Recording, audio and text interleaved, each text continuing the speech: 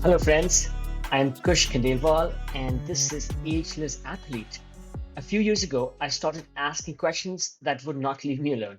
Why do some people keep pushing mentally, physically, spiritually long after others burn out or break down? What does it really mean to age well when you still crave movement, meaning, and mastery? This show is my search for answers. Each week, I talk to elite athletes, everyday adventurers, and pioneering researchers who are stretching the limits of what's possible across age, injury, illness, and self doubt. You will hear hard won lessons, untold stories, and science backed strategies for building a body and mindset that lasts. For those of us joining for the first time, welcome to the show. For the rest, thank you for joining us again. Time is our most valuable asset, and I deeply appreciate you giving me your time today.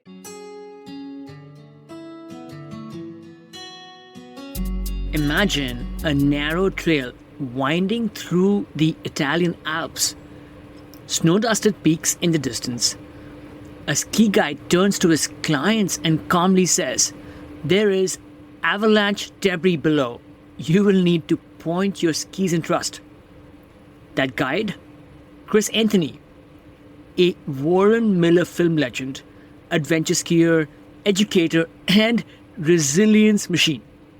His life reads like a screenplay, chasing Soviet helicopter pilots in Kyrgyzstan, bouncing back from near paralyzing injuries, and skiing across Mongolia while sipping fermented horse milk. But behind the big mountain bravado is someone deeply reflective. Chris doesn't just chase adrenaline, he chases meaning, purpose, a way to give back. In this episode, we dig into what it means to reinvent yourself over decades, from elite athlete to film star, to non-profit founder to comeback story after multiple surgeries. We talk about the golden age of Warren Miller ski films and how they were made before drones, GoPros, or CGI. What skiing reveals about identity, ego, and surrender.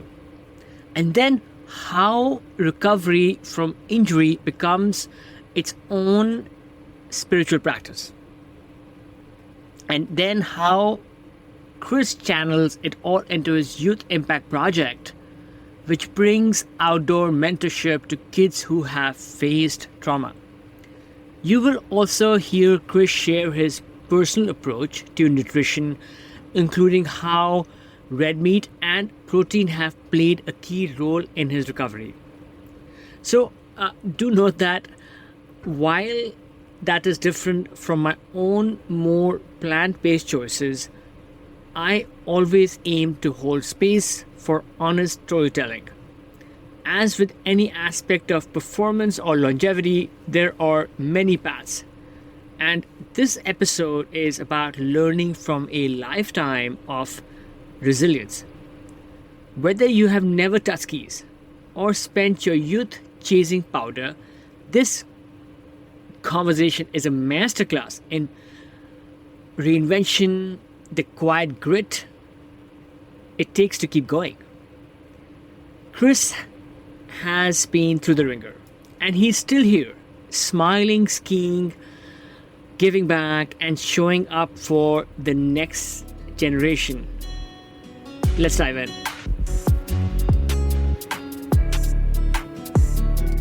Always like to start with this question, which is, where are you right now, and what did you have for breakfast this morning?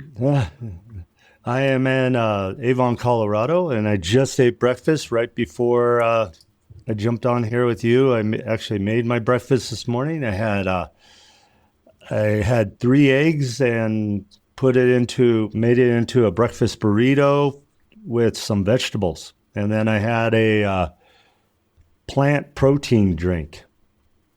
Wow, Yeah, that sounds like a a delicious breakfast. I know that you were traveling recently, so was this morning's breakfast an opportunity to replenish?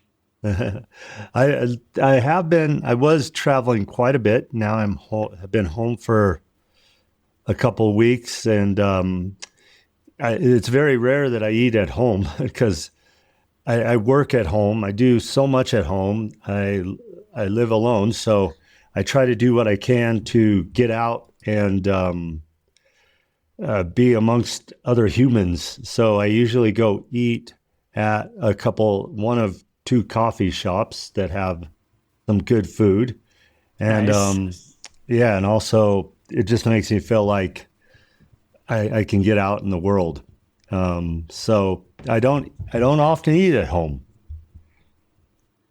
Well, just uh, judging by the breakfast you described, it sounds like you do care about nutrition and care about getting the right kind of foods in you. How do you ensure that you're getting quality whole foods when you're eating so much outside? Definitely the nutrition thing has become incredibly important to me, especially over, wow, it started about, I'm going to say, where am I at now? About 9, 10 years ago.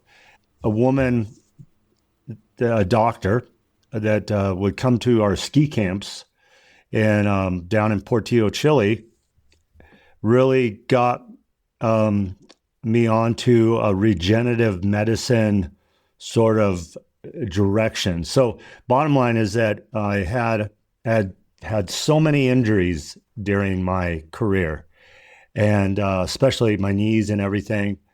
And I was gonna have actually a double knee replacement around, gosh, probably 10 years ago, and she convinced me to come to Hong Kong where she could run a bunch of basically tests on me.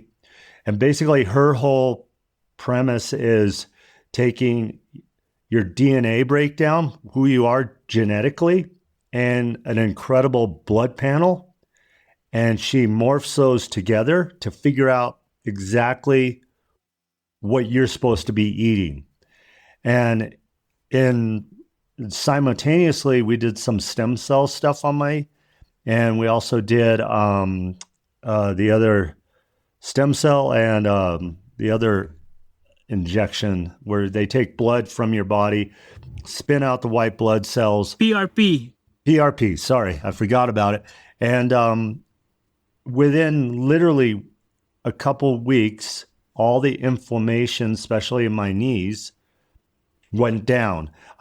Prior to that, I was going into locally here, the Stedman Hospital, and having my knees drained once a week for years. And like lots of fluid was coming out.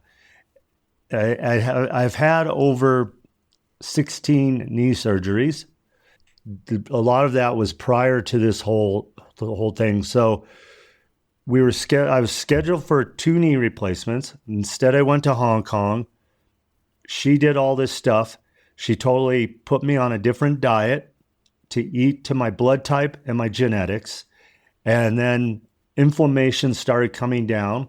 I canceled the double knee replacement. I lasted another 6 years with on my current knees. My right knee got better. My left one was so bad that it was bad, but it got better. But I went from almost disabled to able until my left knee couldn't take it anymore. And then during COVID, I had a knee replacement. So it and then still sticking to the diet. So this diet that she put me on and how I watch my food now as compared to 15 years ago is completely different, and it's changed my life. And the supplements, I take all sorts of supplements. The one thing that's missing is, unfortunately, I've lost connection with that doctor, but we were doing every 2 weeks. I would go in and get my blood taken. I would go into a lab in Denver, and they would send like a huge panel, send all the results to her wherever she was at in Hong Kong or sometimes Canada. And then she would look at everything and adjust me a little bit on supplements and stuff like that. She goes, okay, we got you here. Now we need to adjust some stuff over here, or we can bring this back down. So basically to get me at my peak performance all the time. But the big thing that it did was bring down my inflammation. And then unfortunately I lost contact with her, but during COVID, and that's when I had the knee replacement, I was lucky enough to be in a spot where I could have we were eating at home all the time during COVID. And at the time I had a girlfriend, and we really were eating well. And we were having lots of vegetables, no fruit, and just protein, over and over. So I do eat out a lot, but I'm not annoying. When I order something, I make it clean. Like I remove all the stuff from it, sauces, everything that possibly has preservatives, or the cheese in the United States is terrible. So removing cheese, people put so much cheese on stuff. Removing the sour cream, removing all the stuff that's just bad, and I just get down to the basic what is there. So it's pretty easy to go to a restaurant if you know they have a pretty good food source, and just take everything down to the cleanest level possible and stay healthy eating out. But you gotta know your restaurants, and you gotta know where to go, and just tell them to take all the crap off the food, and they're willing to do that. Yeah. I'm sure if I was to go to a place and tell the waiter and give them those exact instructions, that may not go so well. But I think I get the gist. No, Chris, that is remarkable that changing or evolving your diet has helped you so dramatically. The couple of things I got here were, you got yourself tested thoroughly by this very unique specialist that you connected with, and so they put you on the special diet, and you were getting these bi-weekly blood panels done. Mm-hmm. I have started getting blood panels done every 6 months, which is what is advised. Most people don't do that. But you were getting it done every 2 weeks. So you were really, let's say, titrating small differences in your blood panel to understand the impact your new diet was making. Absolutely. I wish I would have known all of this back, in my early 20s or late teens, especially when I was bike racing. I lived down at the Olympic Training Center for a while. And the last thing we ever thought about was actually nutrition. We talked about training and rest and training, and we were being tested, but then we would go into the cafeteria and of the Olympic Training Center and just eat everything in sight. I just never thought eating for performance, like it was so backwards then. I remember being off the front of, they call it the peloton at the state road championships here in Colorado. I was starting to lapse, and the idea of nutrition to try to get me to hang out there by myself in front of the whole peloton off the break. The nutrition was, they gave me a can of Coke, and I was like awesome for about another 15 minutes. Like everything went great, and then everything closed down. I went into like tunnel vision, and I went completely backwards. And now we're watching, like, the Tour de France is going on, And the biggest thing that's changed, especially since the post-doping period, is this incredible nutrition that they're on. I mean, they have eating down to such a science, all the way through the race and everything. And that's where human performance can really increase, and you can, you're also better your health. So I just wonder how much better I'd be if I would have known all this, in my teens and 20s and carried it through. But it has improved my life in the last 15 years for sure. There is so much science that goes into competitive cycling. There is the equipment that they use, and I'm not surprised at all that they even have the diet tuned down to a T It's to enhance crazy. performance. It's crazy. But I think what is stunning about your story is it's not just about performance enhancement, but it is maybe even reversing the effects of injuries to be able to bounce back from something, as debilitating that you have with your knees. So a lot of the listeners to this podcast are, let's say, everyday athletes over the age of 35 and 40. And many of us are struggling with overuse stuff. Yeah, maybe you can behoove us. What type of, did you also have arthritis type of symptoms that caused the inflammation? And maybe tell us a little bit more about the diet that you were put on, because it sounds like obviously cutting down, let's say, excess fats, sugar, processed foods is part of that. But any other things that you were doing as well to kind of get to this point? I did have so many injuries in my career, and I was broke my back twice. First time at 15 years old, and it's just crazy. Even during my early 20s, the way I had to get out of bed and everything with a bad back, and I was still competing at a very high level, but I was in pain always, and I always had insomnia and everything. And I can honestly say the last now 5 years is the least amount of pain that I've ever been in my whole life. I feel so good.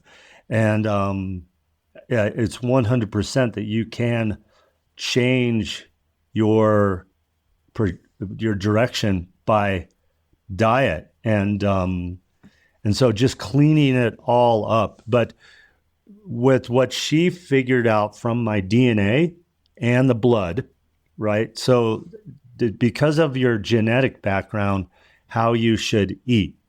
Some people that descended closer to the equator eat more grains or have been adapted to eat more grains, and people that came from more closer to the poles, meat and fat, protein and fat. And I'm kind of a combination of a bunch of stuff, but straight up, she's like, when we were in Hong Kong, she took me out to dinner and she goes, here's what you should be eating. And we got a steak, and I love them rare. And she was happy about that. I ate a rare steak, and she goes, don't take any of the fat off, eat all the fat. You can eat as much fat as you want. And I was like, okay. And so full fat, and she goes, and no more fruits. Don't eat any fruits, too much sugar. And then also vegetables, and just a lot of bone marrow and stuff like that. So I'm just carnivore, as much I can eat as much of that as possible.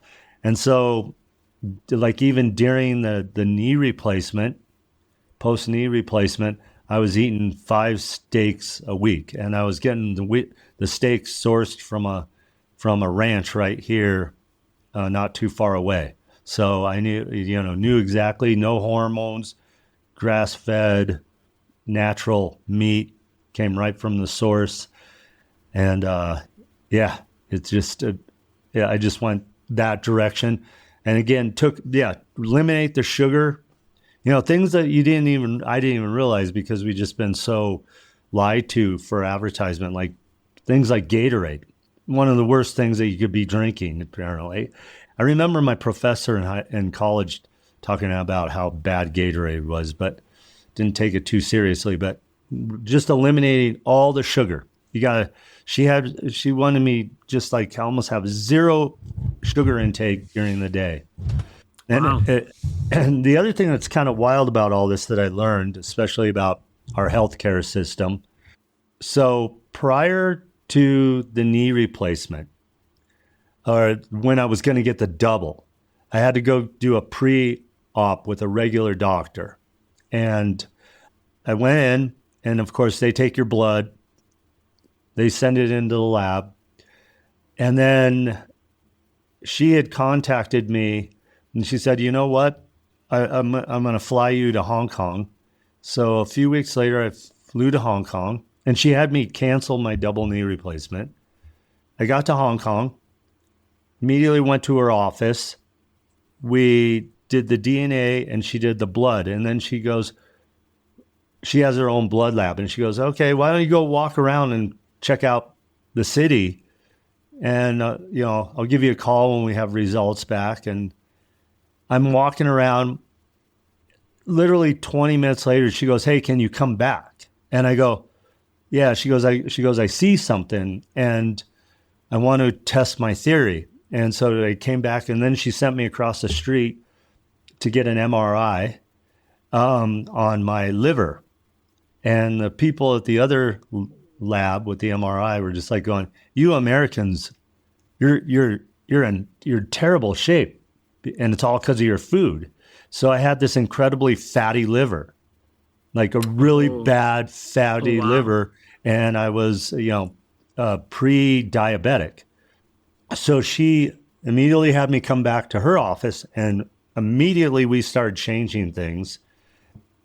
Within 1 week, we brought down the liver by a ton, just in 1 week. And so she wanted me to stick to that. So now, a few weeks later, I'm back in Colorado already. My performance has increased. I've kept records of how I ride. We have a pass here, Vail Pass. And ever since high school, I know my times from it's like a 6-mile section, 4-mile section. And I know my times ever since high school and ever since I was racing professionally, cycling. And all of a sudden, I was getting back near those. Like I had, Wow. It was crazy, how much power I had, and everything from the supplements, what she did, the change, the diet. And we're talking within a month. And then all of a sudden, I get this phone call from the doctor's office that I went to do that blood panel in Denver. We're talking months later. And they go, oh, we need you to come back in. We're worried about your liver. So it took months for our Western doctors and the system to even figure that out and then want me to come back in.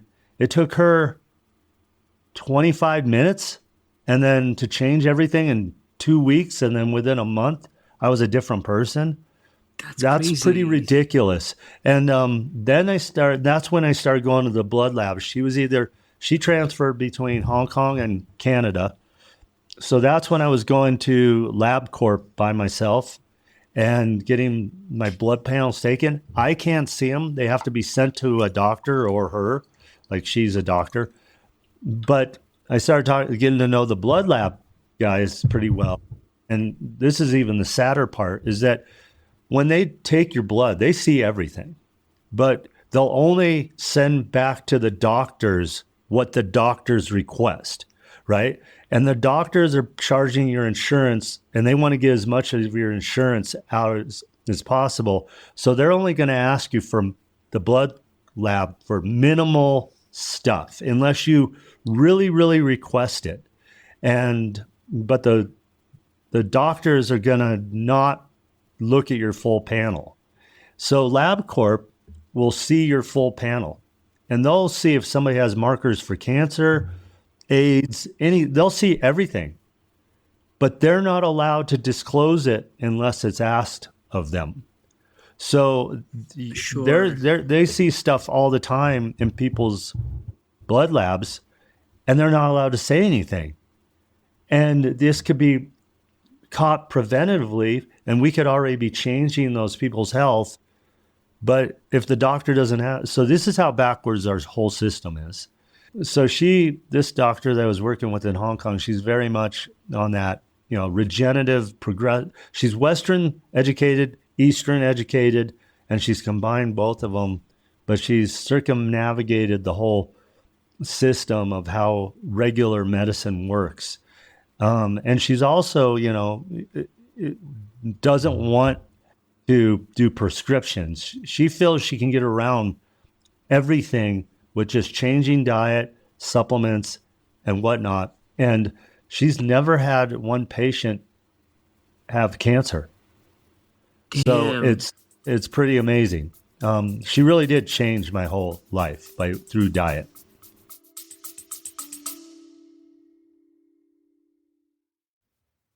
I've been thinking a lot about energy, not just in training, but in recovery, in focus, in how we age.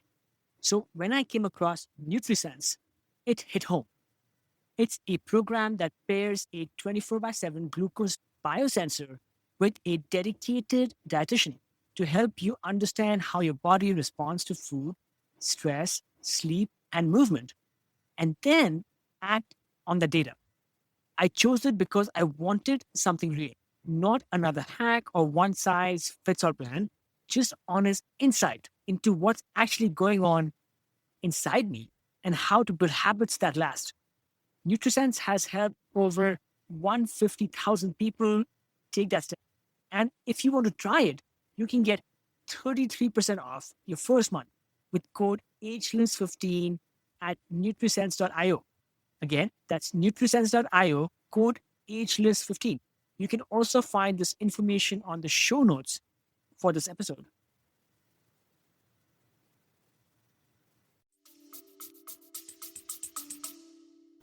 Yeah, a remarkable story. Thanks for sharing. I have maybe a couple of follow-ups. So one is she had you undergo a comprehensive examination and looked at your, like you said, your genetics as well. Mm-hmm. And I'm guessing that type of diet she recommended was based on your assumed ancestral diet, right? Yes. Yep. So I guess what she was trying to get you back to is eating the way your ancestors did. Eating what you're genetically designed to take in. Totally. What you've been evolved to optimize. Yep. And I'm guessing that if somebody had a different genetic makeup, so for example, I likely have a different genetic makeup from you.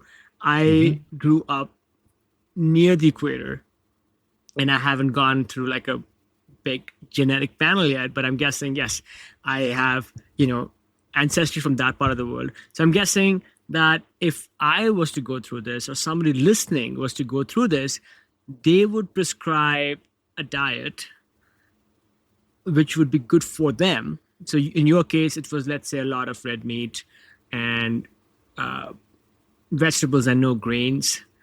And for me, it could be something different. And for a third person, it could be something different yet.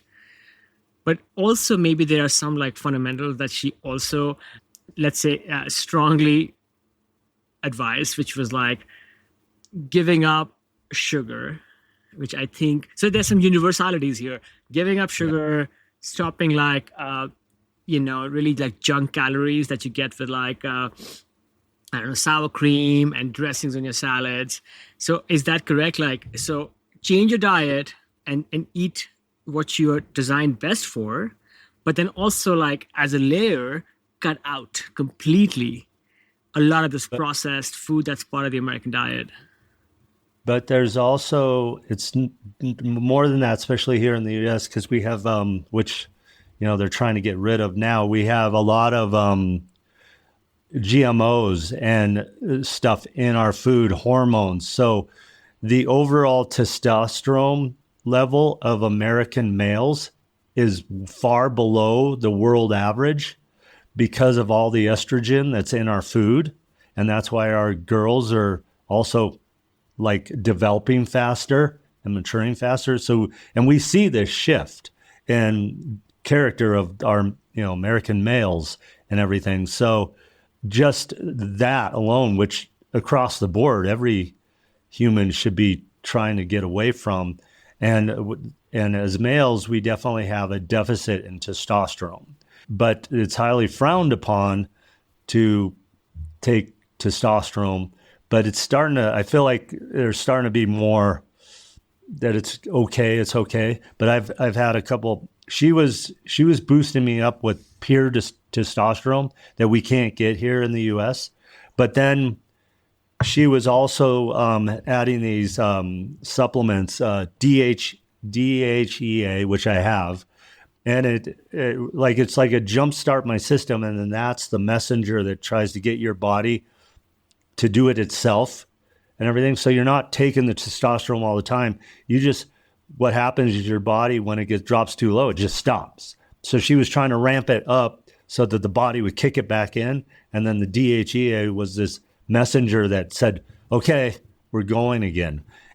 She was like so surprised at how low my testosterone was too. Interesting. And that was a big thing. And it was because of our food, all the estrogen in our food. So I have to admit, when I get to Europe, I said no cheese over here, but when I get to Europe, I can eat bread, I can eat cheese, I can eat so much more because the sourcing of the food comes from a totally different direction, especially when you're in mountain towns. I mean, the eggs are coming from across the valley there on this little farm, and the cheese is made up in a hill. So it's very different, and I can feel it immediately. The other thing, and you can even eat grains, and you can eat grains when you. I can eat almost everything in a good place in Europe. All the stuff that especially bread. I can't eat bread here. Yeah, and I'm not a big drinker at all, but I cannot drink California red wines. But over in Europe, I can have it. Like literally over here, if I drink a California red wine, I'll get an instant headache right here, and my knees will swell. And over there, it doesn't happen at all. The other thing, since is alcohol-wise, she was like, if you're going to drink alcohol, she'd really turned me on to, if I was going to, sipping tequila, and really, really good tequila, which unfortunately is super expensive, but it's an anti-inflammatory and it's antioxidant, no sugar, and the really good stuff that they aren't putting stuff in, but just pure tequila. It's actually pretty good for you, but not shooting, it's sipping tequila. So, in a social setting, I actually started getting people onto tequila where we just sip it, and it's better than a lot of the crap, again, that's in all Chris, this stuff. You discovered this incredible doctor, and I'm guessing, and not to sound a bit blunt, but I'm guessing you must have been in some state of desperation to take this chance, go all the way to Hong Kong to check this out. And sounds like this had promised, it met its promise, it delivered. Were there other things that you had also tried over the years with medical interventions, with diets, which did not work? So, I did meet this doctor, the female doctor, Dr. Bramley, and you had Wendy Fisher on your podcast earlier. Wendy Fisher and I used to do a camp down in Portillo, Chile, and this doctor was one of our clients, and she came, I don't know, 10 years in a row, this doctor, and we never really talked to her much about what she did or anything, but when I started to find out what type of doctor she was, I learned about, my knees were so bad. They were so bad. They were so inflamed. And I mentioned at a dinner table one night that I'm going to try this thing called PRP. except for it's not covered under insurance. And there was a doctor here in this valley where I live in, the Eagle Valley, that was charging $5,000 for PRP. So I kind of asked, I go, does anybody know about this? Is that worth it? Is it the magical thing? And she goes, wait, he's charging how much? And I go, and Right. Oh, right. she goes, I'll just do it for you. And I go, what are you talking about? She goes, this is a very simple procedure and there's no downside to it because all we're doing is taking material out of your body and cleaning it up and putting it back in your body. And it has all these effects on it. Since it's so basically taking your blood out, spinning the white blood cell, it tells your body, since the white blood cells are going into this and injecting it into these certain parts, it tells your body to go to hyper mode to recover itself because of the messengers of the white blood cells, along with the extra white blood cells you're putting in. And I'm like, wait, and she goes, just come to Hong Kong and you can do that. I'll do it there. And I had enough airline miles. And then she called me. She goes, you know what? I've never worked with an athlete before. She's worked with actresses and women that want to stay young and all these but she's never worked really with an athlete. She did work with Jackie Chan, the actor, sure. And also, I mean, that guy gets injured all the time. And she worked with him. But she goes, you know what? I'm going to fly you over and I'm going to have you stay because I want to basically make this research. And she really wanted to try things on me. And she goes, as long as you're willing to try, let's do this. So for me, I had nothing to lose. So, we did the stem cells. I did stem cells out of Switzerland. We did the PRP. We changed the diet. We injected the testosterone. There was no downside to anything that I did with her. I don't know if the stem cells took, but then later on we did stem cells where they went drilled into my iliac crest and took stem cells out of there and put them in my body.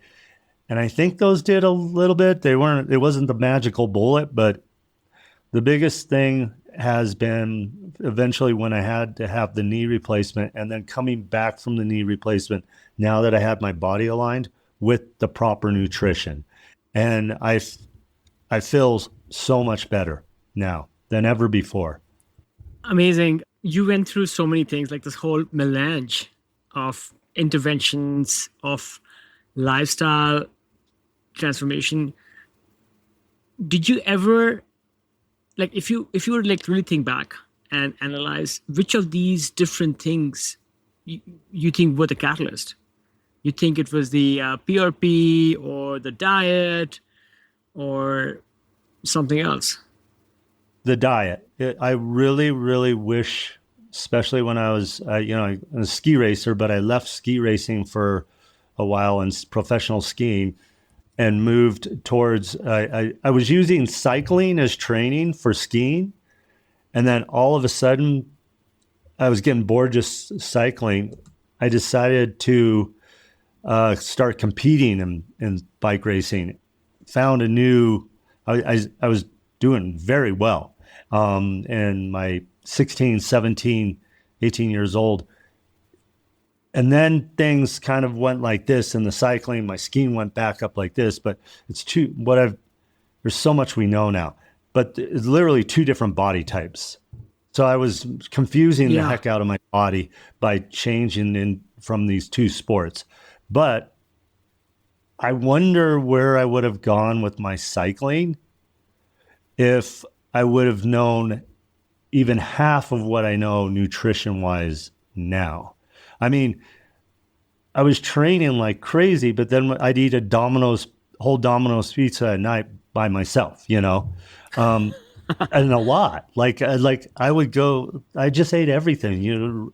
I can't even tell you how many times I would stop at like Arby's and Burger King and get those terrible milkshakes, and I just ate everything. But I would eat like Domino's pizzas, like the single super one, every single Yeah. night at 11 at night. Wow. And you can kind of get away with that in your 20s and all that stuff, but I just wonder if I would have gone as clean as I am now with those natural athletic abilities then, would my bike, especially my bike racing, gone to a whole different place. Because eventually I started having some physical problems just with my GI tract and everything. And I think it's just because I was putting poison into my body and trying to get my body to perform like a Ferrari. It just doesn't work. You got to put the right fuel in. You can probably get away with it when, in your teens and 20s, but eventually it's going to backfire on you. And I don't know if a lot of people notice this, but especially when you hit like 30, your metabolism, everything changes. And that's when all the bad habits really catch you. Yeah. So you got to, yeah, that's when people go, oh, I should get on a diet.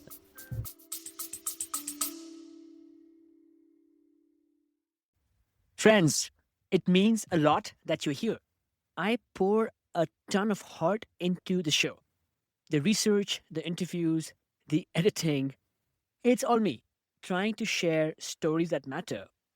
If Ageless Athlete has ever made you feel seen, inspired you, or just kept you company on a long drive, or better, over a run or a bike ride, I would be so grateful if you considered supporting it. Even a small amount helps keep it going, helps keep bringing the show to you for free. You can chip in at buymeacoffee.com/agelessathlete. Again, buymeacoffee.com/agelessathlete. You can find the link on the show notes as well.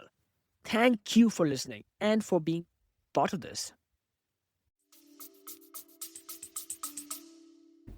And the funny thing is, like, as athletes, maybe we don't often exhibit outward signs of a harmful diet. We don't gain fat because we're always moving. So it is like for somebody who's not an athlete, it is way easier to identify that, hey, I was eating pizza and ice cream every night, and if I stop doing that, I will lose weight. But when you're trying to eke out like that extra bit of performance and you're not overweight, you don't have those other signs, I think it becomes a bit more challenging, because a lot of people will, of course, think that, well, I was out there. I mean, I did all these like difficult rock climbs today, or I bike like 50 miles today. I can, of course, eat a huge meal and ice cream. But I think they don't realize that even if they're not getting fat, they are still even maybe poisoning is a strong word, but like they're certainly not helping their cause by Right. Chris, moving on a little You are bit. poisoning. Yep. Yeah. Moving on a little bit. I know we jumped ahead. Fascinating to hear about your dietary evolution. I think there's so much we can learn from. Many people listening may not know who you are. So how do you describe yourself these days? Yeah, that's a tough. So I grew up, obviously. Let's see, how do I put all this? I grew up. I wasn't a great student, but I definitely had a strong athletic ability. I grew up in a place that was very diverse, and I was the white redheaded kid in I was the minority in a very tough situation. So I had to perform. And one way to build reputation and stance is if you were the fastest kid or the athletic kid. So that sort of toughened me up. But thankfully, my parents, who are both gone now, unfortunately, they met very young and they were in the mountains, but they got pregnant with me and they had to move to the city, and in a pretty tough neighborhood situation. So I got in a lot of trouble as a kid, a lot of trouble. And I went through a lot of schools and whatnot. But thankfully, because my parents were skiers, they figured out on the weekends to get back up to the mountains and they worked at ski areas. So I learned skiing very young at the age of 18 months old. And obviously that I was a better person as a kid in the mountains, especially on skis and whatnot. So thanks to my parents going up every weekend, I got to excel at this sport. And then as I gradually was getting in more trouble in the city and being a better kid in the mountains, I thankfully got to be up in the mountains more full time and live with different families and sometimes on my own at a very young age to train. And I was so focused on skiing. So I trained, tried to go to the highest level with that. I've always been surrounded by incredible mentors and athletes, mentors, everything. The biking was brought to my attention by former U.S. ski team guy Andy Mill, that was an Olympian, everything. I've just gotten to work with great people, great mentors because of sport. And thankfully, despite my low grades and all that, I have a high IQ, but I have low, not great in school. I was able to go on to college. Back then, the U.S. ski team, things weren't quite as organized as they are now, but I had to make a choice. And back then, when you decided, I got a scholarship to the University of Colorado. And back then, when you went to college, the ski team was kind of done with you. They also made you feel old, which is really strange because you're only 19, 20 years old.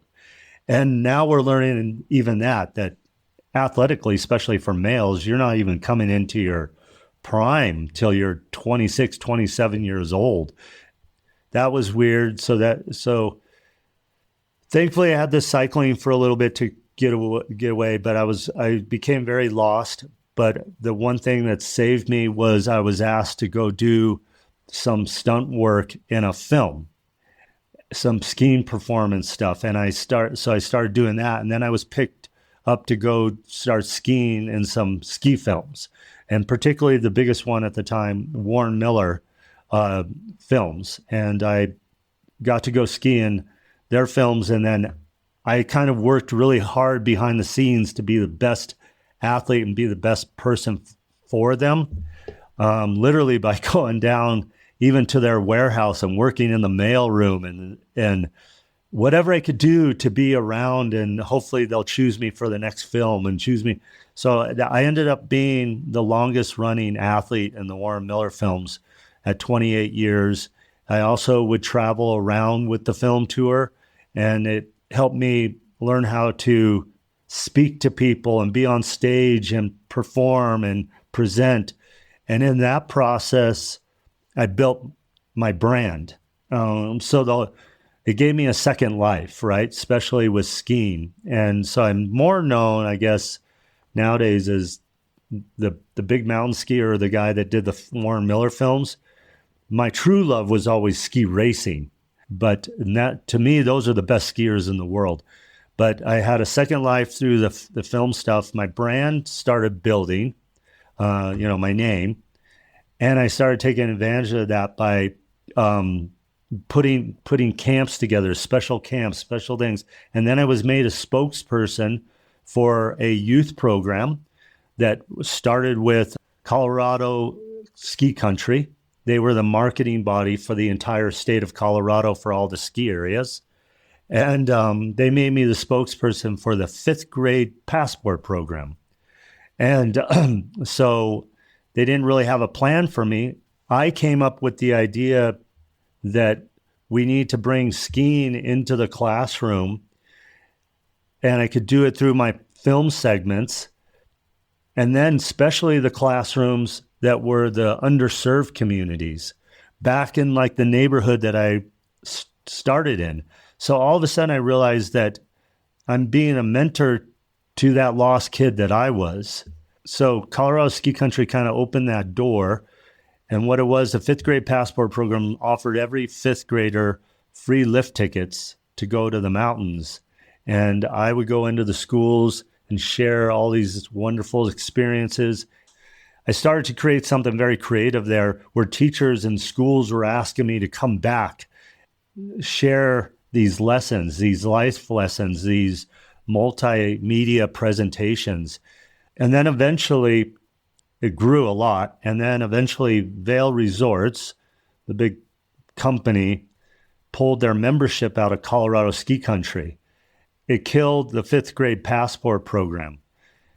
But schools kept reaching out to me to come back. And so I was doing that on my own until a big foundation here in Colorado, the Anschutz Foundation, came to me and said, who's funding all of this? Who's funding you going into schools and all that? I go, I'm just doing it because I enjoy it. I want to be a good mentor to youth.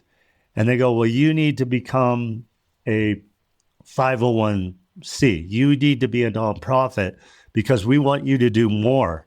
And not just go into the classroom, but we want you to offer more.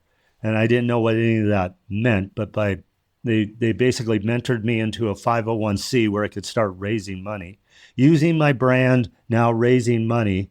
And then, so I started my own nonprofit, my own foundation.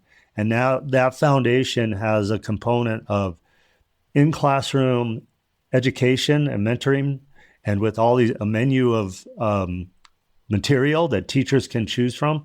And now I bridge underserved kids from lower underserved communities to the mountains, and I pay for everything. In fact, in 2 weeks, I have a whole 25 foster kids that I'm paying for to go to a camp in the mountains to learn archery and horseback riding and camping and the whole thing. And I'm paying for it. While all that was going on, I was still doing the films, still competing a little bit. We got away from that, but then we started doing these camps all over. Ski camps, and like the ones that I did with Wendy Fisher down in Portillo, Chile. I was heli-guided up in Alaska for 28 years, taking people heli skiing up there. So I had to build a brand as also a sort of a guide tour operator, and also taking people to Europe. So I had developed connections all over the world because of skiing, and now I could use those connections and bring people in a very personal way to these wonderful skiing experiences and a little cycling. COVID kind of killed a bunch of that because we all got shut down. The heli operation that I was guiding out got sold.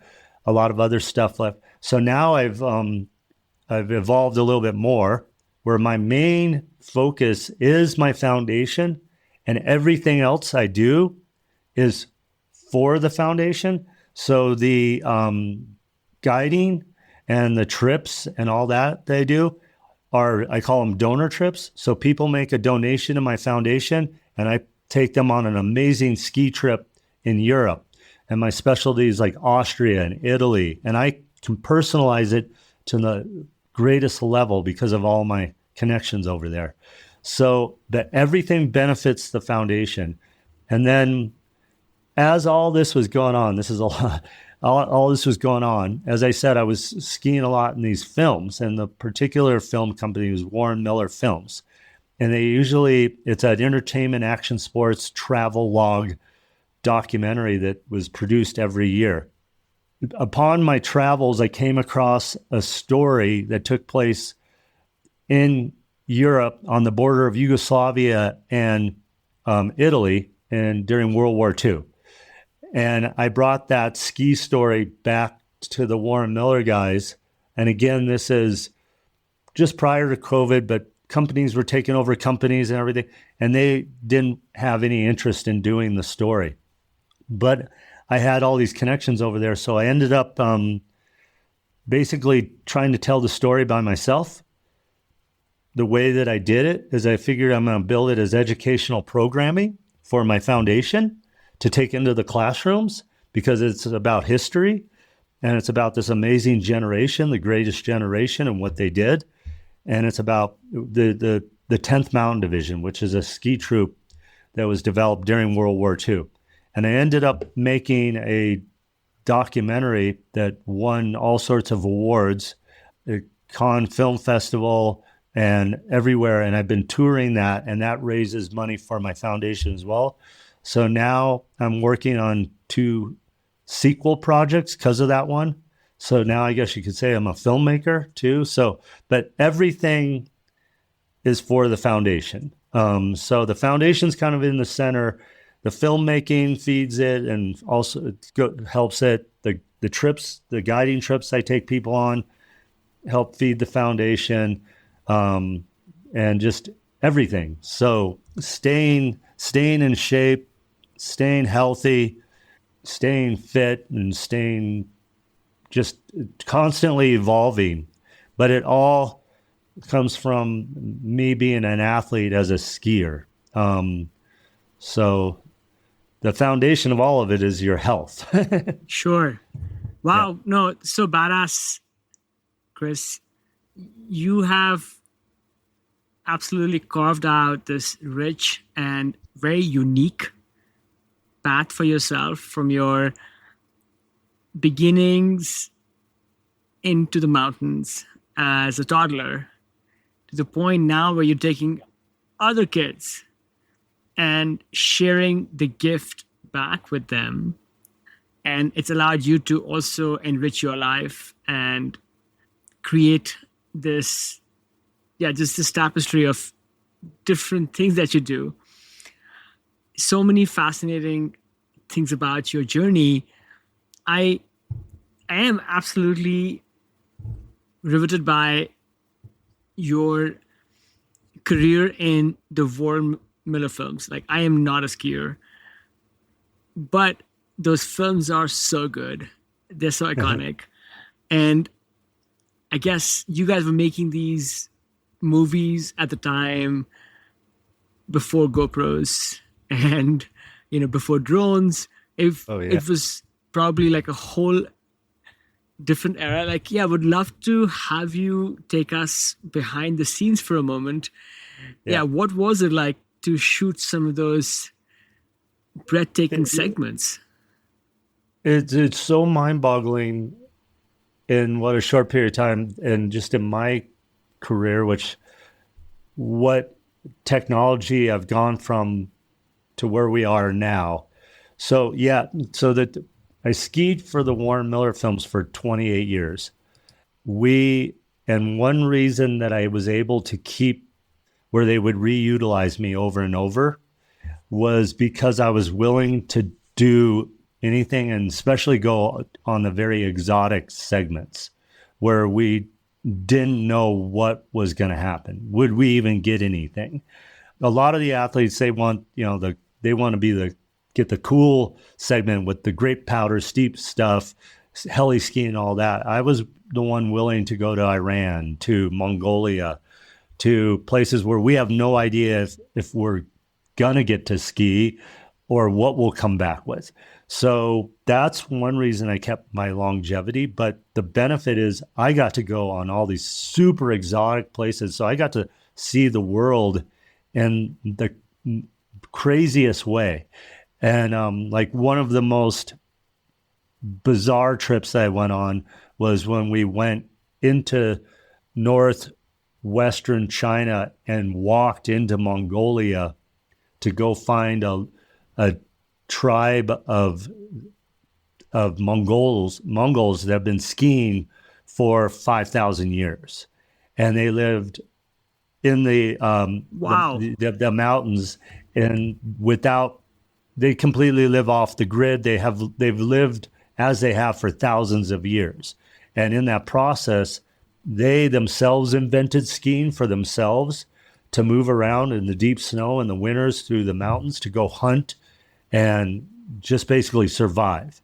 So they had come up with a form of skiing that was remarkable. And when I think about like what we did, so we shot it still all on film. So think about this film. Now everybody has like their phones and everything, but film, 16 millimeter film.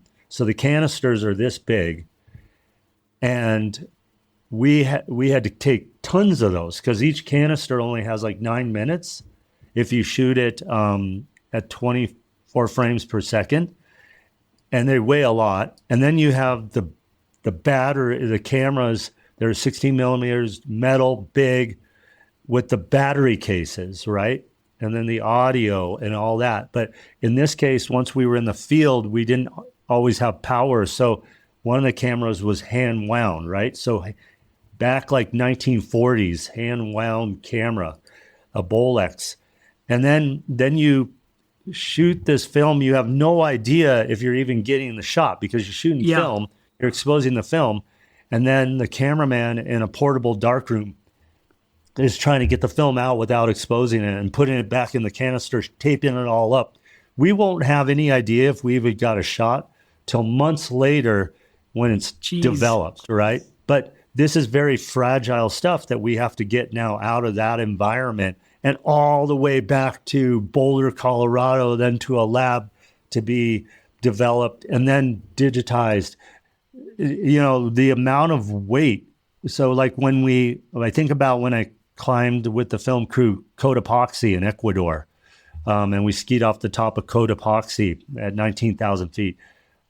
I had so much weight on, and most of it was that I was carrying extra batteries and film and everything for the shoot, not necessarily stuff for skiing. And I had all that too, but I had to help carry. We had the tripods, we had everything. To lug all that stuff to the top of the mountain, so that we could get the shots and everything. And I was actually the photographer on that shoot as well. Since it's low budget, so they're like, Chris, you're also going to be the athlete, still photographer, mule. You know, like all the athletes are mules because you got to help carry the stuff, especially back then. So that I had a F16 Nikon still camera that was filmed too. That thing weighed 5 pounds or something, you know. So all this stuff in your backpack and then going to the top of the mountain and skiing for the camera, making it look like action.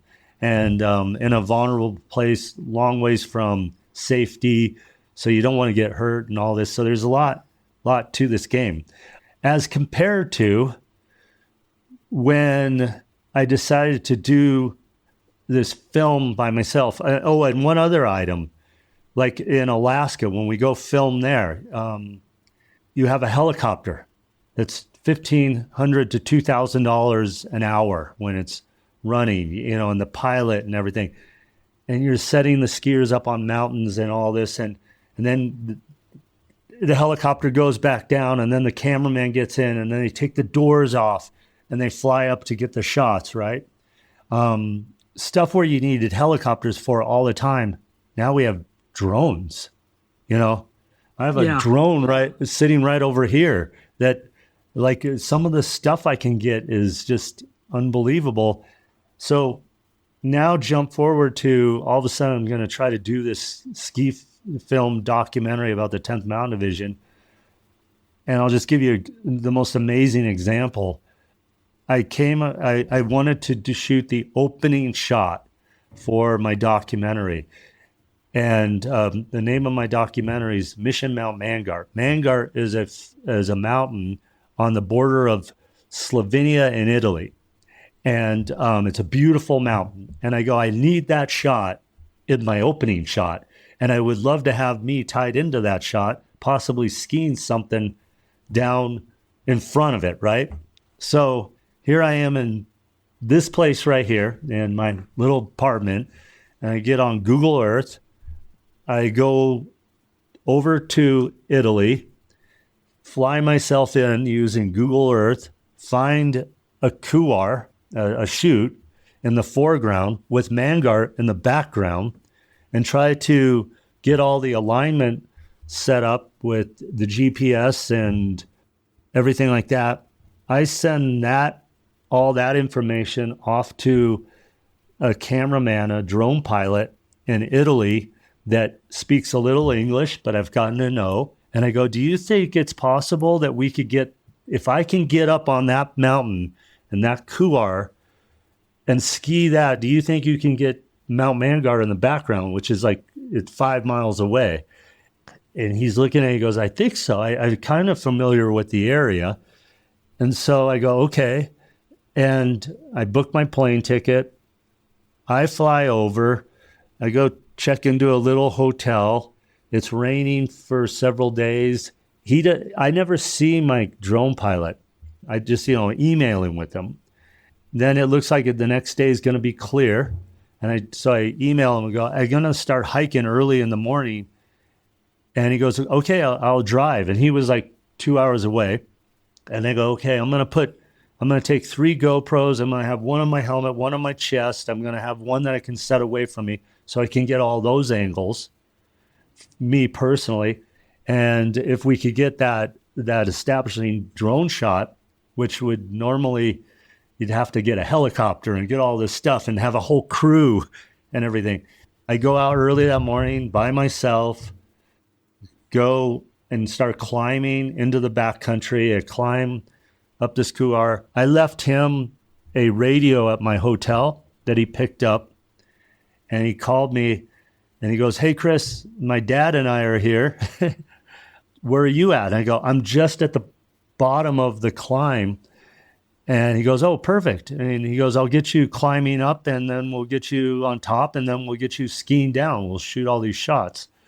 And so I'm out there by myself. I've got my GoPros going, getting my angles, climbing up this steep thing. I hear the drone coming in from a distance, and he's doing what he needs to do. And I get to the top and turn around. The drone does some flyovers and all this stuff. And then I ski it, and then he gets those shots, and then they leave. And they leave a thumb drive at the hotel. And they go back home. I never see them. Wow. The whole trip. And Crazy.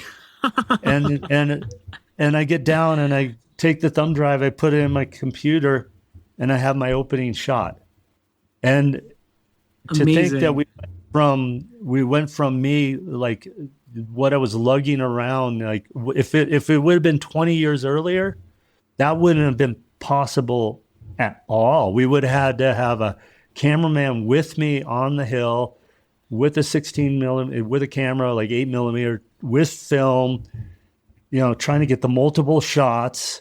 We would have had like back when we did get POVs, point of perspectives, we would take and put the big 16 millimeter camera on my helmet or tape it to me somehow with duct tape. That we would have had to have a helicopter and the crew in the helicopter, all of that as compared to what. Wow. So that's the evolution that I've sort of. That is crazy. Yeah, yeah. Back in the day, you were doing these like expedition like film shoots, where you were, I don't know, jack of all trades in some way. Like all of you were chipping in to make this vision come to life. And this is unbelievable that modern day snow films, like you may never see others in your team. Like you're communicating virtually, like you're like being very precise with everybody's tasks. Mm-hmm. But you may never see each other in person because, you are doing this thing over like this huge expanse of the mountain. Yep. And you all have your assigned duties, the producers, the camera people, the skiers, the stunt people, these specialists like drone pilots, and you just, wow. Yeah, it boggles the mind. And you took us through this almost like an evolution of like skiing filmmaking. But, it's, modern ski films like a whole different, like the quality of photography and everything else is something else. But something about those old Warren Miller movies, I mean, they are so memorable, like even to a non-skier like me. Why do you think they hold up so well That's all these years later? Warren. That's because of Warren, the man. His humor, his narration, and honestly, too, you could do stuff back then that he would go up to the top of a beginner lift and just set up the camera and watch people fall off the lift, just letting the film run. And then he would go home and, back then too, editing, you're literally cutting and splicing Yeah. the film together. And that's what they would do. And then because at the beginning, it was basically silent film. So he would show the film and he would narrate live over the film from the side of the stage. So he would bring to life this home video, these home films. So he could sit there with his humor and his voice with the camera just focused on people falling off a lift and have Sure. the whole audience just cracking up. And the thing that was great about that is that it wasn't extreme sports or action sports. This is just real people doing real things in a funny way, and it's timeless, and I that art form is just not there anymore. And so I'm so intrigued by the old films. I'm right now on the two sequel projects that I'm working on. I mean, over here to my right, I have, here, I'll just grab one like this.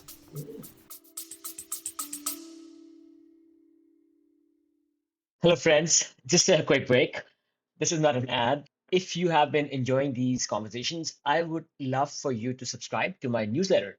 It is where I go deeper, sharing stories, reflections, and behind the scenes insights that don't always make it into the podcast. I write about what I'm learning from elite athletes and how to stay ageless in body and mind. If you have ever wanted a thoughtful, inspiring read that ties it all together, training, aging, mindset, and awe, you will love this. You can find the link in the show notes or just head to agelessathlete.co. Again, www.agelessathlete.co, that is, to sign up. And yeah, just a couple of emails a month, and you can unsubscribe anytime. Absolutely no spam ever. Okay, back to the show.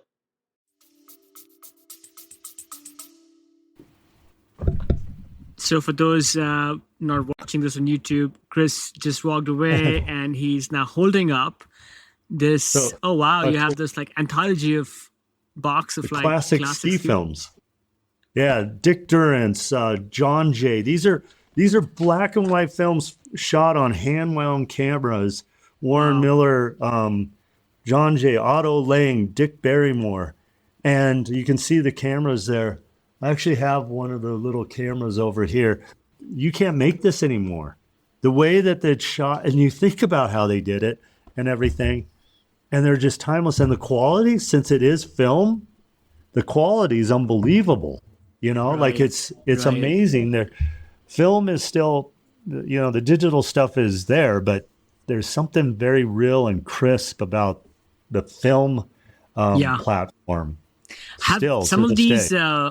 Some of these old films, have they been remastered and released? Because there's a lot of like Warren Miller archival libraries on YouTube. Like you can find a lot of movies. But do you think there are still some gems out there that haven't made it to the internet yet? That are like maybe there's so much. Like for example, as I mentioned, I did this film, Mission Mount Mangar, which is about the 10th Mountain Division from 1939 to 1945. I raised a little bit of money, and I went down to the Denver Public Library, and they have an archive that's got boxes in it of undeveloped film, or undeveloped, and some of it developed, but it hasn't been looked at or transferred to digital. And they're like, it's so fragile right now. Like if you were to put it into a projector and it all of a sudden break or burn up, it'd be terrible what you would possibly have lost. So there's boxes and boxes of this stuff in people's basements and archives and everything. So I did go down to the Denver Public Library, and I just took a guess, and I go, can we get these developed? I'll pay for it. And then it gets digitized. And then once I paid for that, it was put in the public domain, And then like the library will put it online so everybody can find it and it's free. But somebody needs to pay for this, you know? So I was able to transfer a little bit amount, and some of the magic that I found in there, you know, shot in 1940 of this ski military unit training, some footage that nobody's ever seen before, you know, whether it was off of one of the soldiers, you know, own cameras or there was professionals there, but there's this stuff sitting in people's basements. That's crazy. It's sitting in, so yes, there's a lot of stuff we have not seen, and but it's quite expensive to transfer it from that format to the digital format. But once we have it in the digital format, it's so easy to share, and it's so easy to remaster and correct things on. Sure. Chris, you know, you embraced these film shoots, or should I say even like expeditions, to travel to some of these, let's say, off the beaten path places, you know, the Irans and the Mongolias of the world, you know, places most of us would not even be able to visit, much less try to ski. And here's a different type of question. When you look back to some of your travels, like I have been lucky to have also traveled to some, not to those countries, but to some pretty amazing places to rock climb and surf. And I feel it's connected me with some of those cultures in a way that feels very special. So what do you think is it about these cultures in those places that most of us, let's say living in the West, don't understand? And it doesn't have to be skiing, but just those people, those communities, what did you learn about them that really makes you appreciate? Yeah, so two answers to that question. One is that I'm lucky that whether you're being an athlete or going to do an athlete as a film, right? You have to really go deep into you're not being a tourist. So a lot of people go and they visit places and they're tourists. They stick to that thing. But to go make a film like when we did China, Mongolia, we hired Uyghur guides and Kazakh horsemen and a Chinese cook, and we trekked for 3 days in sub-cold temperatures with horses. Wow. That's you wouldn't do that as a vacation, but we did it because we were doing the film. There's no other reason so I got to really go deep into these cultures. That would have never been possible if I didn't get to go ski in these places. So I've gotten to go pretty darn deep into some of these exotic spots. So constantly, and maybe worth adding also that you were doing these trips. When was the last time you went, or which were those years when you were doing these trips? Gosh, it's all through the 90s and then halfway to 2014. Yeah. And that, sure. Yeah. Sure. So at least in those early years in the 90s, you know, there was no, you know, there were very few people had cell phones, and the internet was just beginning. So you really were going off into these places, which you and others may not have known much about. And also those people probably also hadn't gotten exposure to, let's say, a Western American ski and film crew coming through their lands. 100%. There's several times where I've been completely off the grid. Well, I mean, if we would have had somebody get hurt or anything go wrong, that's when you realize how far away you are from help, which also takes you back to what were the pioneers doing? Captain Cook that, out there just roaming the seas. And you couldn't call somebody for help. You couldn't call for rescue. When you went west in the United States with a horse and a trailer, and you're just off the grid. So I guess in some glimpses of the wave, I've gotten to feel that, and it's given me such great respect for our pioneers, for history, for all of that. And in answer to your other question is, it's made me a different person, but it's also made me realize how easy we have it right now. I think we lived right now during the best time of the human race. We're like, I can go over there and run hot water. I'm sitting here comfortably talking to you wherever you're at in a van. The things that we have taken so for granted. I can turn a light off and on, and it's just it's almost numbing because we're so used to it. But when you get to go on these trips and you go to these places, and then you realize in some of the places, this is how people live. And if your Western mind would like, oh my gosh, they're poor, they don't have these things. They aren't. They are not poor. They are living in equilibrium with the circumstances and the environment they're in. They're rich in a whole different way. And they're there and they're living life, which makes you realize I don't need all this stuff. We're taking a lot of things for granted, and for them, like just the basic necessities that give them thrill and joy during the day, just down to the basics: family, food, warmth, shelter. I feel privileged that I've had at least glimpses of moment of being around that and with those people. And it has changed me, because I did think, oh my gosh, they're poor. They are not poor.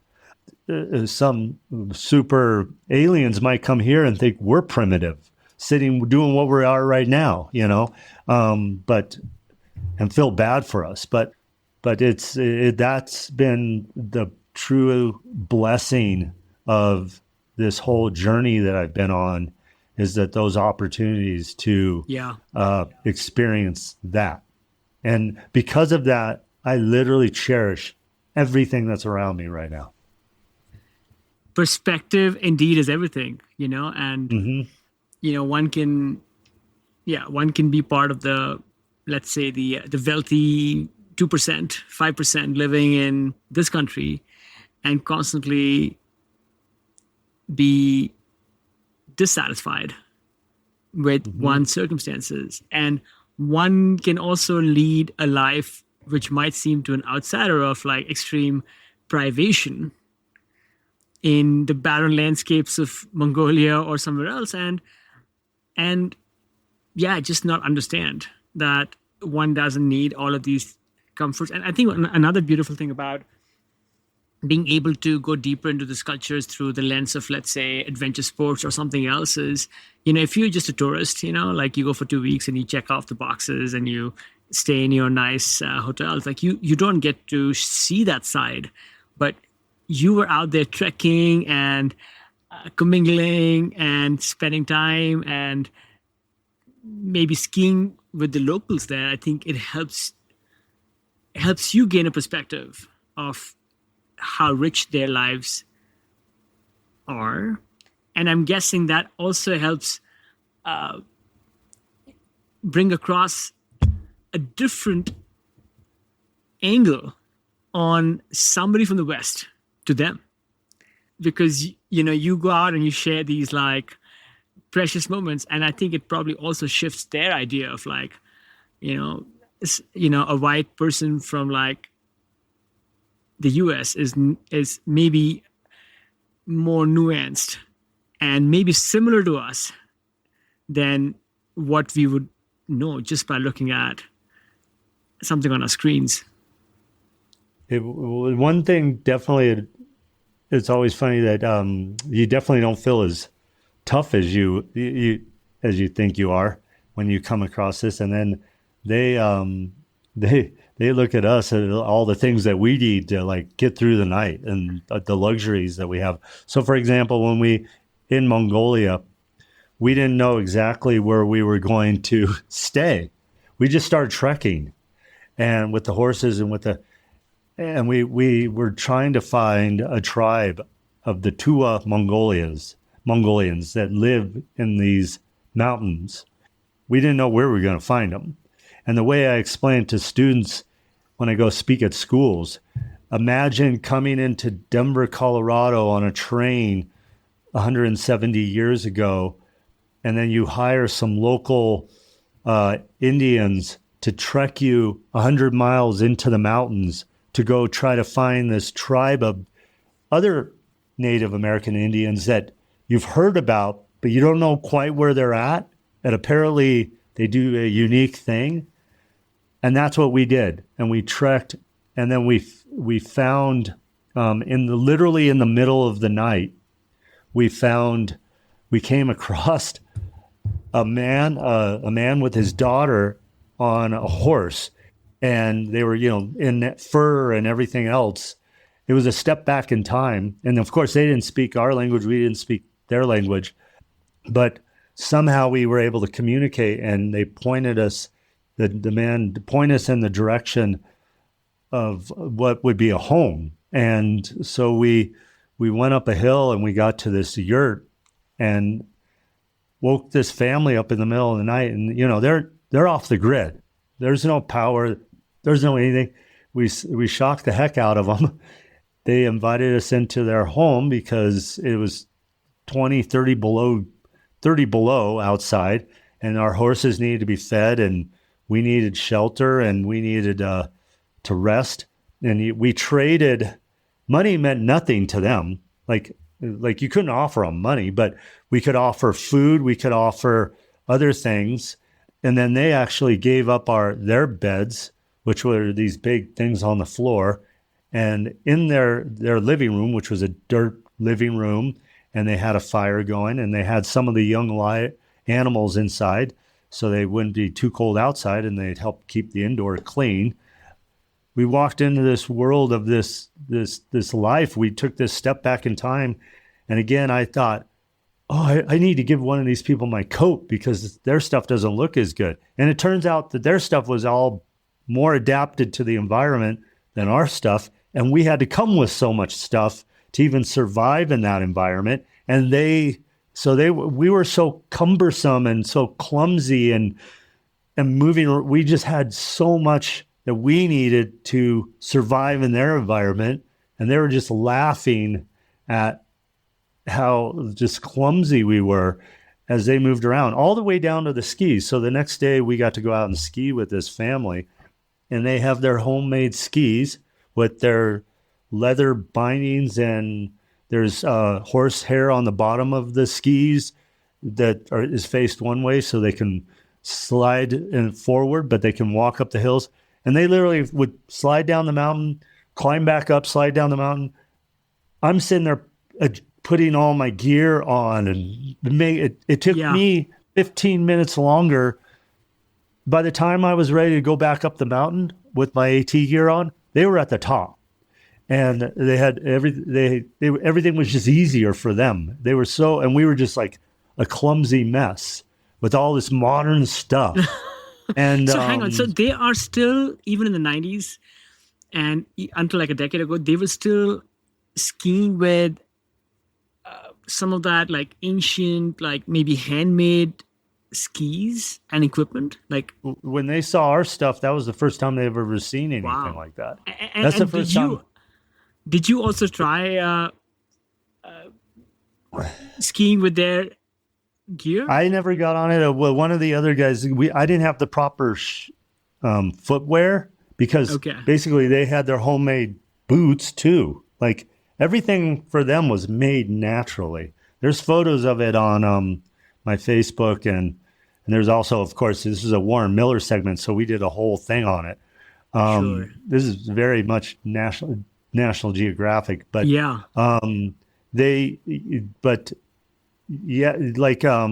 my hard plastic boots that need to be buckled all up, and I need those boots rather than the boots that I'm walking around in.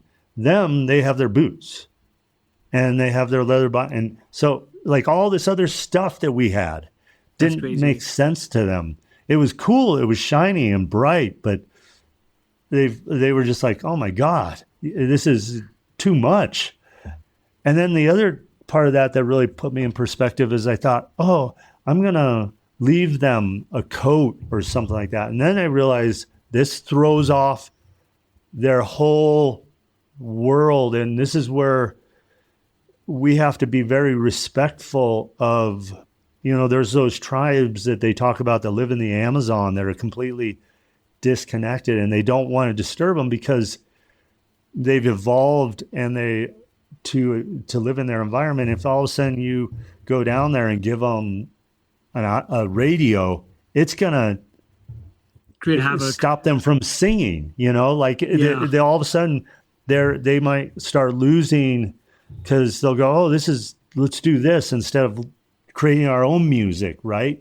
Which is beautiful already. And so that was the sad part too, because I did see where, and this is the dark part of the Uyghurs that we came across, they were being basically enslaved and put on trains and to go work in, factories that are Nike, things like that, Adidas. So in our film, you'll see some Western clothing on these kids, and it's coming as the byproduct out of these factories that are being built in this part of the world, because it's very easy to go into their culture and go, hey, we'll give you $5 a week, come into this factory and we'll give you some food and hand you this Nike hat or something like that. And to those kids, they're like, that's so intriguing. And they go this direction, and all of a sudden they lose the ways of their culture. And so then you realize how fragile this all is and how vulnerable they are. And the bright, shiny stuff that we have is actually kind of a curse to the whole thing. So my first thing from my heart was like, oh, I'm going to leave them my coat. And then I realized, no, don't do that. They can make their own coats. They can do it. They're not poor. But if I do this, I'm going to throw off their whole system, and they'll lose. That's the start of losing their way of life. It makes me think of some of those stories we hear about tribes, ancient tribes, who have been exposed to, who have been sold marketing by the soda companies, and now they are addicted to Coke and Pepsi, and they have completely destroyed their teeth and worse. So, no, I think your sensitivity around that is well understood. One thing, absolutely. Moving on, I feel you are such a good person to ask this, is you have been a mountain athlete. You've been a movie maker, and you've also been a teacher and coach. And for people listening who are very curious about the sport of moving on snow, but feel intimidated and don't know how to get started. So maybe just a first question could be, skiing has been your main sport, but there are other sports as well. Like I did a bit of snowboarding back in the day. So which sport might provide an easier entry point, and maybe some other tips on how they can get started to make the whole experience, easier and fulfilling? Yep. So the first thing, everybody was like, oh, skiing's so expensive, it's for the rich and stuff like that. Yeah, at the top level, like to go to an Aspen or Vail or Shaman, St. Moritz. But that's the upper thing. It's a sport that I've literally proven with 100,000 kids that you can be introduced to. And there's plenty of small little ski areas that are very economical, that have one lift, a rope tow, stuff that's simple. And they have learn to ski programs or specials for those first timers to get on the lift. And it's very approachable to do that. And then even the equipment rental packages can be these are at the smaller ski areas. So like, for example, here in Colorado, I work with Loveland ski area. That's an hour out of Denver.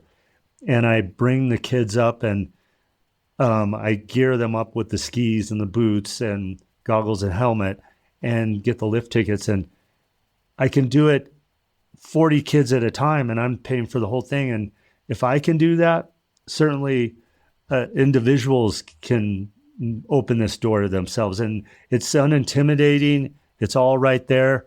Very easy to approach the mountain. And it's very easy to get a lesson. And then the equipment, I mean, there's clothing. We are a country of excess. And there is like, I have piles because of clothing right now for my kids this coming winter, because I just reach out and there's families that are like, okay, well, we outgrew this. What are we going to do with it? So there's such things as ski swaps and trade shows and things like that. You can go get a coat that was once probably $500 for $20 there. Wow. Just because of a family, you know, they're like, it's taking up room in their closet. They got a new coat.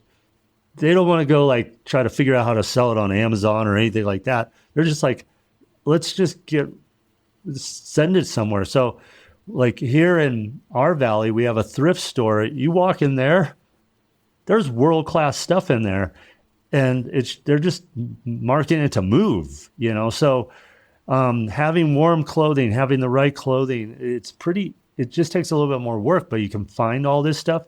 And then there's plenty of intro programs, including the ones that I do for the kids. As far as which, I always suggest that you get on skis first. And if you want to take up snowboarding, do that later, because a skier can learn all the basics of the mountain, just the mountain rules, moving around, understanding all that, and then go try the snowboarding. And a skier will pick up snowboarding so quickly. But vice versa, I have a lot of very amazing snowboarder friends that want to start skiing, and they'll do it, but they're so used to being at this level snowboarding, and then they got to start here like skiing, as compared to a skier that will go, hey, I want to go try snowboarding, and they can just like go here, and they'll be going in pretty quickly. So a skier learning to snowboard is much easier than a snowboarder learning to ski. So I always try to get every parent and everything, put your kids on skis first, and if they want to go the direction of snowboarding or you want to add it on as a second, that's the better direction. You know, and with skis, you have both your feet moving. You have access to both your feet. So it's very much it's like learning to walk, especially for kids, as compared to trying to teach a kid and you're gluing both his feet down on one board and go, okay, get from here over to there. It's just, so that's my Yeah. No, I remember when I first went snowboarding, this is at Mammoth in California, maybe like 15 years ago. And obviously I was this stubborn younger person, and I didn't want to take lessons. And yeah, I don't know how I survived those early falls and those cartwheels down the snowbank. And the other thing also is like, it's just that part about just how frustrating it can be to like try to dismount and mount back into your snowboard. So I think your advice on at least that bit is well received on skiing, because you can move uphill, you can move downhill. It's no issues. Chris, moving towards the end, taking a lot of your time today. Where are you now? So I don't think I asked you this earlier. How old what's your age? I never tell my age. I'm in my 50s.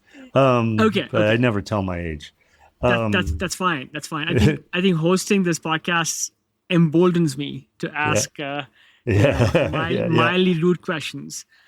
I'm not old enough to brag about and not young enough to be psyched about, but I'm staying healthy. I think I'll Amazing. start I'll start saying my age when you get to that like 70, 80s and you're still doing all the cool stuff Yeah. that you can really bragging about it. Like you know, like yeah, we have a couple people here that are turning 100 years old and Wow. they're still get out there a couple days on skis and you can brag about being 100 then. And well, Klaus Obermeyer I think skied last year and he's 103 and he's skied, he learned when he was 3, so he's skied 100 years. Pretty That amazing. that boggles the mind. So coming on to this part of the podcast, I asked everybody this question. So what does being ageless mean to you, Chris? And not just as an athlete, but also as just a human who's navigating change and still trying to grow. Yeah, that's become a very big question for me because I've been surrounded by so much death lately.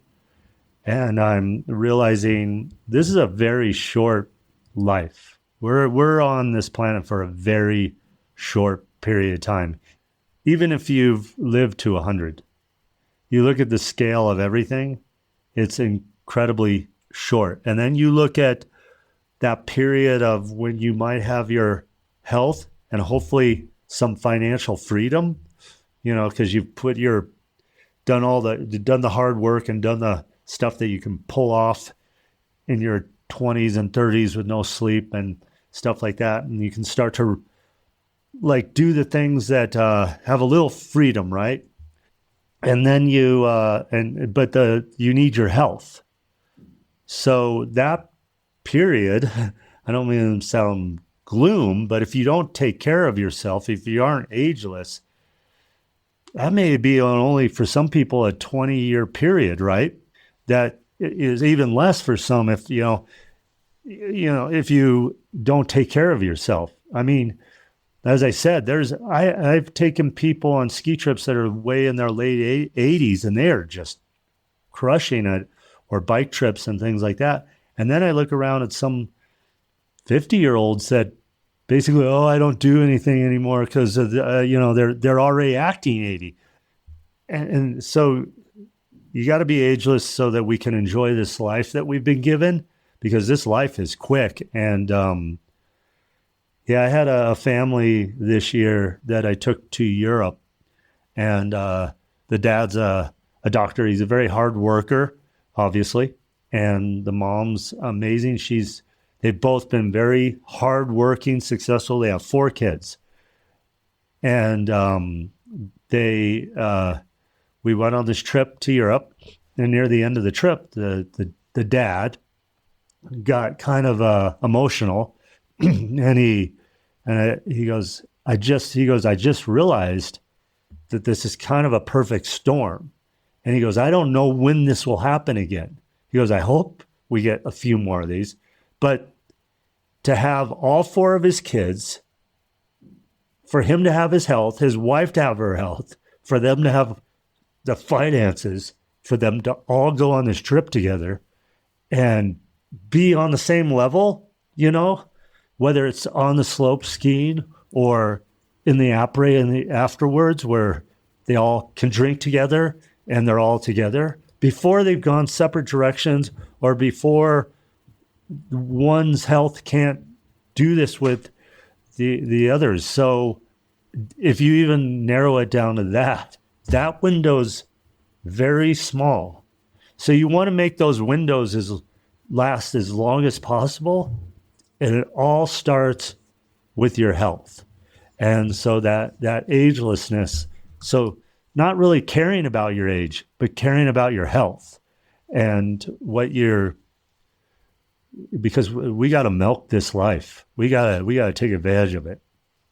We got to take care of our health. Absolutely. And that was a special story because we also have to keep in perspective on things that we may not be able to realize over and over again. I recently had the good fortune of spending the winter season this past year rock climbing and traveling in Mexico, and I was able to have my parents visit me for a few weeks, and we drove around and visited some enchanting off the beaten path towns and villages and mountains. And it's those things are special. And so if people have the opportunity to realize those things, they should not hesitate, because like you said, like that trifecta of like just health, ability, and togetherness that cannot be taken for granted. Maybe just a couple of final questions, Chris, before we end here. What might be a routine that you have developed which might seem mundane, but which gives you overwhelming joy every day? Well, I definitely have to have at least an hour and a half, 2 hours, 3 of exercise, Definitely have to at least at minimum have an hour.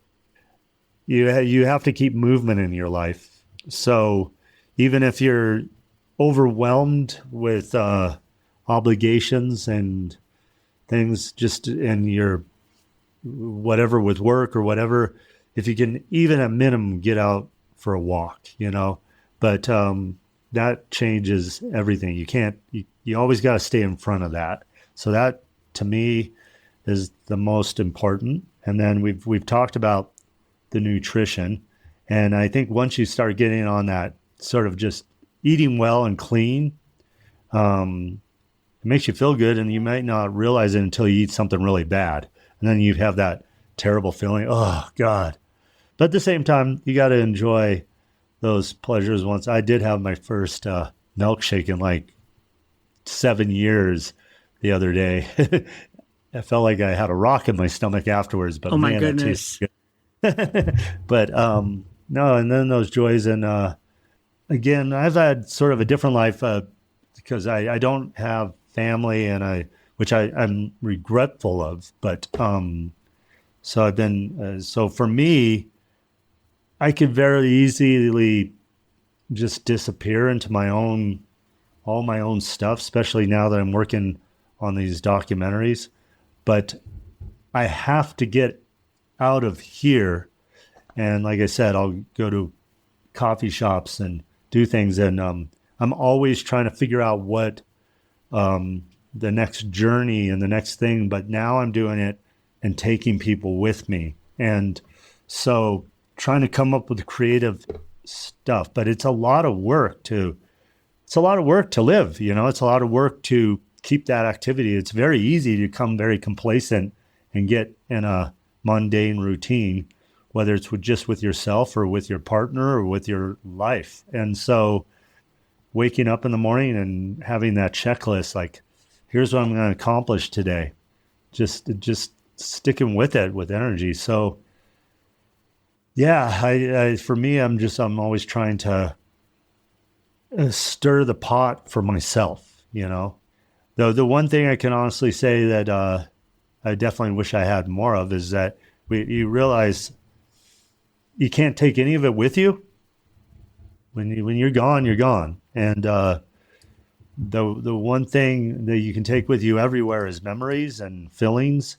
And so friendships and relationships and family, these are important things, friendships and stuff. So I've been trying to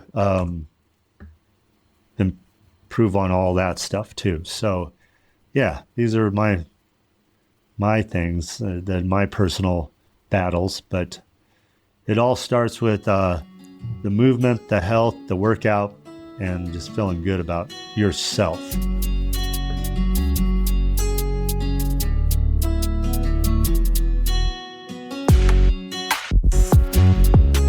That's it, folks. Thanks for tuning in to this episode of the Ageless Athlete Podcast. I hope you enjoyed this show just as much as I enjoyed creating and producing it. Whether you are an athlete looking to push your limits or someone striving to maintain a healthy, active lifestyle as you age, there is always something new to learn. From Ageless Athlete, we bring you a fresh episode each and every week. If you liked what you heard, we would love it if you would take a moment to subscribe to the podcast so you never miss an update. And if you really liked what you heard, please leave us a review, crush those 5 stars on Spotify or Apple Podcasts or wherever else you listen to your podcasts. It helps us reach more people who are passionate about staying strong and resilient, no matter their age. Don't forget to visit our website and leave your email so I can send you occasional insights, stories, and tips to keep you inspired and motivated on your journey. You can also follow us on Instagram at Ageless Athlete Podcast and on YouTube at Ageless Athlete Podcast as well for even more great content. All of these links are available on the show notes for this episode. This show is entirely produced by me, Kush Khandelwal, based out of California with the help of my trusted adventure pup Roger. Until next time, keep challenging yourself. Keep pushing those limits. Stay mentally and physically fit. Continue doing what you love to do. And my friends, stay ageless.